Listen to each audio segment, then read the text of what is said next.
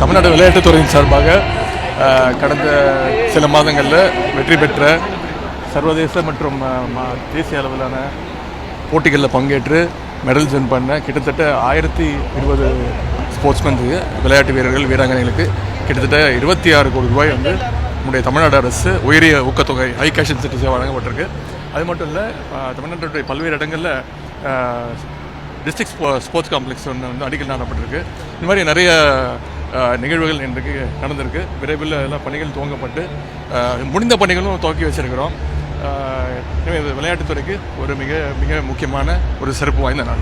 ஈரோடு கிழக்கு தொகுதிக்கு தேர்தல் அறிவிச்சிருக்காங்க. நம்ம என்ன திட்டமிடல் இருக்கோம்? முதலமைச்சர் அது கட்சி தலைவர் வந்து கூட்டணி கட்சிகளோட பேசி முடிவெடுப்பார். யூஜிசியை பற்றி எப்படி அது எப்பவுமே நம்ம மாநில உரிமைகளுக்கு விட்டு கொடுக்க முடியாது. அதுக்காக தொடர்ந்து நம்ம வந்து அதுக்காக போராடிட்டு இருக்கிறோம். இந்த விஷயத்துலையும் வந்து முதலமைச்சர் தான் முடிவெடுப்பாங்க.